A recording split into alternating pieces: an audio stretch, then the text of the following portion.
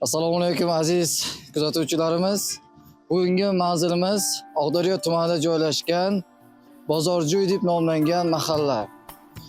Bu mahallani ko'pchilik nomi bilan bilmasligi mumkin, lekin aynan bu Oqdaryo tumanida joylashgan Dahbet shaharchasida. Bu mahallaning eng mashhur maskanlaridan biri bu Mahdumi A'zam Kosoniy ziyoratgohi hisoblanadi. Birinchi imomlarimizdan, azamlarimizdan bo'lsa Imomi A'zam va Rasuli A'zam. Uchinchi a'zamimiz esa bu Mahdumi A'zam Kosoniy. U inson Naqshbandiya tariqati davomchilaridan hisoblanadi. Mahdumi A'zamni samarqandliklar o'z shahriga taklif qilganlardan so'ng 1533-yil, 1534-yillar aynan mana shu hududga kelib joylashadi. Va bu yerda islom dinidan ko'plab insonlarga ta'limot berib boradi. Va u insonni butun O'rta Osiyo aholilaridan taniganlar, bilganlar kelib bu kishining atrofiga qo'nim topadilar va bu yerda bir katta mahallani tashkil qiladi. Mahdumi A'zam Kosoniy avvalambor mana shu yerda 10 chinor daraxtida ekkan ekanlar va o'shaning uchun ham keyinchalik Dahbet, ya'ni 10 ta chinor, ba'zi manbalarda 10 ta tol deb ataladi. Aynan hozirda mana shu Dahbetning asosiy markazi hisoblangan mana shu ziyoratgoh atrofi hozirgi nomi Bozorjoy deb ataladi. Aynan mana shu Mahdumi A'zam ziyoratgohining orqa qismida katta bir bozor bo'lgan, o'sha bozor sababli 1997-yil mana shu hududga Bozorjoy deb nom berilgan ekan. Mahdumi A'zam ziyoratgohiga kirganda, asosiy kirish tomonidan kelgandan so'ng chap tomonga kelsangiz aynan mana shu hududni ko'rishingiz mumkin. Aslida bu yerda hozirgi vaqtda manzarali holat keltirilgan bo'lsa, bu tarixda bu yerda quduq bo'lgan. Mahdumi A'zam aynan mana shu hududga Dahbetga kelib istiqomat qilganda ham diniy ham dunyoviy ishlar bilan shug'ullangan. Dunyoviy, ya'ni dehqonchilik, ziroatchilik bilan shug'ullangan bo'lsa, shu yerdan quduq qazdirib, bu yerdagi suvdan olib dehqonchilikga ishlatgan ekan. Shu sababli hozirgacha mana shu yerda oxirgi 3-4 yil davomida bu joy yopildi. Avvallari quduq bor edi. Bu yer yopilgandan so'ng manzarali holat keltirib o'tilgan. Demakizlar, siz ko'rib turgan ushbu chinor o'z davrida, ya'ni Mahdumi A'zam davrida ekilgan chinor hisoblanadi. Bu chinor haqida nima uchun to'xtalyapmiz? Ya'ni avvallari kimdir ko'rgan bo'lsa, chinorning tagida katta bir qovok bor edi. Ya'ni chinor tagi ochilib qolgan. Va o'sha ochilib qolgan joydan ba'zi insonlar tagidan o'tsa, ya'ni farzandli bo'lmaydigan insonlar tagidan o'tsa farzandli bo'ladi. Niyatiga erisha olmaydigan insonlar tagidan o'tsa niyatiga erishadigan har xil farazlar, qo'shtirnoq ichidagi niyatlar bor edi. Va bu narsa bizning dinimizda mumkin bo'lmaganligi sababli bu ziyoratgohimiz, ya'ni Mahdumi A'zam ziyoratgohi qayta ta'mirlangandan so'ng atrofi o'rab qo'yildi va o'sha qovok joyi yopib qo'yilgan. Ya'ni insonlar har xil g'oyalarga, har xil yo'nalishlarga ketib qolmasin degan maqsadda bu hududga, ya'ni o'sha chinor tagiga o'tish mumkin emas hozirgi vaqtda. Va chinorning yon tomonida esa chillaxona bor. Chillaxona, ya'ni Mahdumi A'zam namoz o'qigan aynan mana shu chillaxonada. O'zlarining qabrlari esa yon tomonida joylashgan. Hozir siz bilan Mahdumi A'zamning qabrlari oldiga va u insonning shogirdlari, farzandlari qabrlarini oldiga borib ko'ramiz.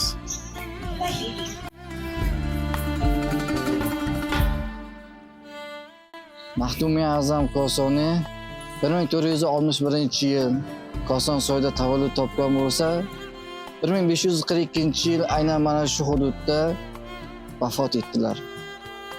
U kishining qabrlari aynan siz ko'rib turgan Dahma markazida joylashgan. U insonning yon tomonlarida farzandlari, shogirdlarining qabrlari joylashgan. Mahdumi A'zam Kosoniy qabrlari turgan Dahmaning pastki tomonida O'rta Osiyodagi mashhur bo'lgan shohlar, amirlarning qabrlari joylashgan. Qarangki, shunchalik buyuk insonlar ham vasiyatlarga binoan Mahdumi A'zam Kosoniyning oyoq osti tomoniga dafn etilgan ekan.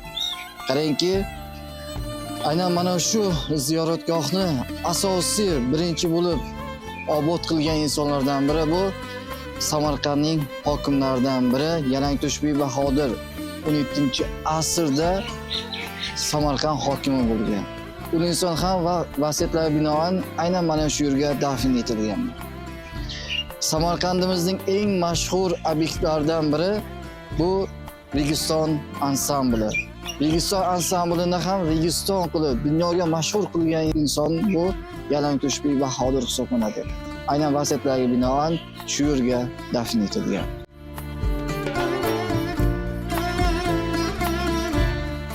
Demakizlar, hozirda Odilbek tumani bosh imom xatibi bo'lib ishlab kelayotgan va shu bilan birgalikda Mahdumi A'zam ziyoratgohi bosh imomi Nasrulloh Ismoilov bilan suhbatimizni ham ko'rib o'tishingiz mumkin. Bu dargoh Mahdumi A'zam bobomiz nomlariga qo'yilgan. Hazratning asli ismlari Sayyid Ahmad, otalarining ismlari Sayyid Jaloliddin, payg'ambarimiz alayhissalatu vassalomning 21-avlodlari. 1461-yilda Namanganning Kosonsoyida tug'ilganlar. Yoshliklarida vodiy, Toshkent madrasalarida ta'lim olganlaridan so'ng Samarqandga Xo'ja Ahrori Vali hazratlarining qo'llarida shogird bo'lganlar. Naqshbandiya ta'limoti bo'yicha faoliyat yuritganlar. 30 dan ziyod mamlakat hukmdorlari bu zotga murid, ya'ni shogird bo'lganlar. Ana shulardan 14 ta podsho mana shu Dahmaga maqbaraga dafn qilingan. Hozir shu bakiraverishimizda pastda qator qabrlar yotibdi. Hammalari shoh va shahzodalarning qabrlari. Har birlari vasiyatlariga binoan pirimni oyog'i uch tomoniga dafn qilasizlar deganlarcha shu yerga dafn qilinganlar. Ana shu hukmdorlarning ichida Samarqand hukmdori bo'lib o'tgan Yalanto'sh Bahodir bobomizning qabrlari ham bor. Shu Yalanto'sh hazratlari 1618-yilda mana bu masjidlarni, o'sha maqbaralarni bu zotning sharaflariga qoldirganlar. Mahdumi A'zam hazratlari mana shu joyda yashab qolishlariga sabab bu yer ikkita daryoning oralig'i, Oqdaryo bilan Qora daryoning. Naqshbandiya ta'limotida shior bor: dil va yoru dast va kor. Ana shu shiorga binoan dehqonchilik bilan shug'ullangan. 30 dan ziyod dehqonchilik oid asarlar ham yozganlar o'zi. Ikkita daryoning orasi suvlik joy ma'qul deb shu yerni tanlaydilarda umrlarining oxirlarigacha yashab 1542-yilda 81 yoshlarida vafot etganlar. Mahdumi A'zam bu zotga berilgan unvon. A'zamning unvoni bor islom olamida insoniyatga 3 kishiga berilgan. Birinchilari Imom A'zam hazratlari, ikkinchilari G'avsul A'zam hazratlari va so'nggilari Mahdumi A'zam hazratlari. Ba'zi manbalarda bu zotni piri shahsiy ham deb nomlashgan. Ya'ni shogirdlaridan 60 tasini tarbiyalab pirlik darajasiga yetkazganlar. 60 ta pirning piri degan unvonlari ham bor. Qisqagina tayyorlanamiz. Rahmat. Salomat bo'ling.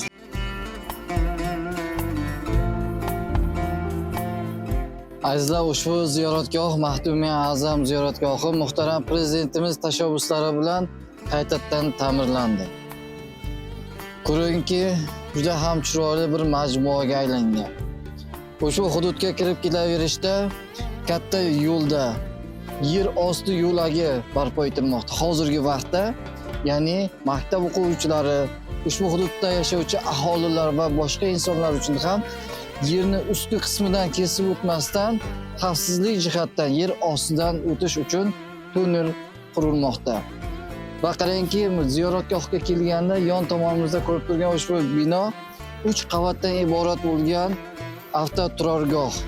Uning yon tomonida esa ayollar va erkaklar uchun mo'ljallangan tahoratxona.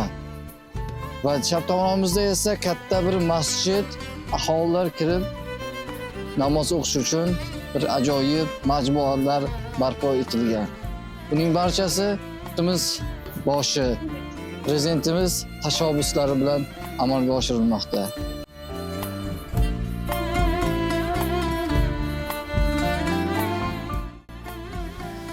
Demakingizlar, hozirda 7-son bolalar musiqa va san'at maktabi direktori Sanjar Haydarov bilan suhbatimizni ko'rishingiz mumkin. Avvalambor assalomu alaykum. Maktabimizga xush kelibsiz. Endi bolalar musiqa va san'at maktablari haqida ma'lumot beradigan bo'lsak, bolalar musiqa va san'at maktablari avvalo ta'limdan tashqari ta'lim yo'nalishi bo'lib, ixtiyoriy ravishda ta'lim oladigan ta'lim dargohi. Maktabimiz 2012-yilda qurilgan. Hozirgi kunda bunda 13 ta yo'nalishimiz bo'lib, 380 ga yaqin o'quvchi ta'lim tarbiya olib kelmoqda. Yo'nalishlarimiz musiqa yo'nalishi va san'at yo'nalishi. San'at yo'nalishida rassomchilik, zardo'zlik, amaliy san'at yo'nalishlarimiz bor. Musiqa yo'nalishimizda o'yinlarimiz bor. Xalq cholg'ulari, an'anaviy xonandalik, estrada xonandalik, xoreografiya, ya'ni raqs yo'nalishlarimiz bor. Teatr sinflarimiz bor. Keyin yana hozirgi kunda yaqinda respublika ko'rik-tanlovlarida faxrli 1-2 o'rinni olib kelgan o'quvchilarimiz bor.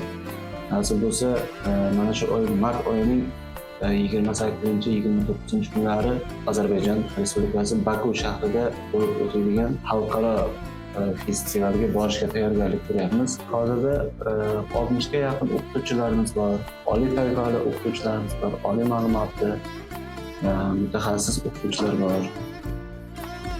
Kelajakda nasib bo'lsa xalq artistlarini chiqarishga harakat qilamiz endi kelajakda. Nasib bo'lsa.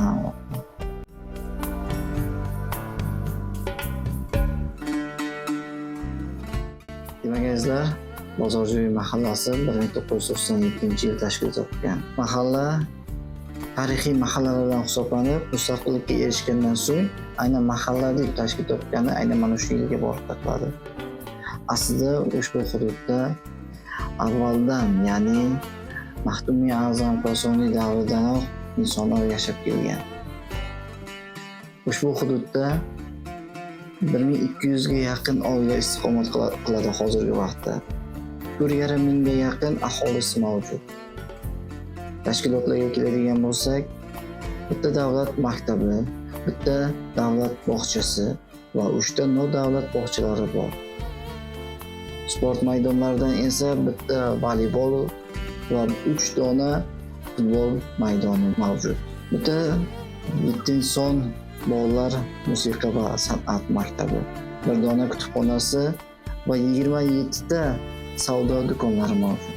2 ta to'yxona va 7 ta oshxona va kafelari bor. Bitta davlat shifoxonasi va 1 dona xususiy klinika va 6 ta fermer xo'jaligi mavjud. Va 1 dona aholi dam olish maskani va 1 dona masjid mavjud. Aynan o'zining boy tarixiga ega bo'lgan mahalla Tahbit shaharchasida joylashgan bir tarixiy mahalla hisoblanadi.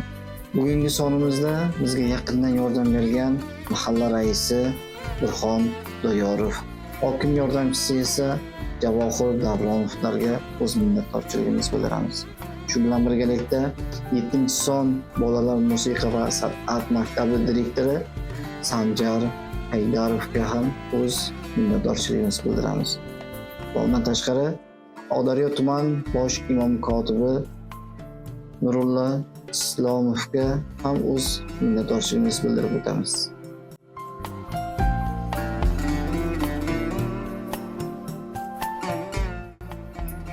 Demakingizlar, bugungi ushbu hudud Bozorjo'y mahallasi Maxdumiy A'zam ziyoratgohini siz ko'rib tomosha qildingiz. Azizlar, ushbu hududni kimlardir bilar, kimlardir bilmas. Har birimiz o'z yashab turgan hududimiz haqida qisqa bo'lsa ham ma'lumotni bilishimiz shart. Shuning uchun kimdadir qanaqadir takliflar bo'lsa, bizga murojaat qilishingiz mumkin. O'z hududingizda borib, sizga tanishtirib, yaqindan tanishtirib o'tamiz. Fikrlaringiz bo'lsa, izohlarda o'z fikringizni qoldiring. Bizning kanalimizga obuna bo'ling va like bosishni esdan chiqarmang.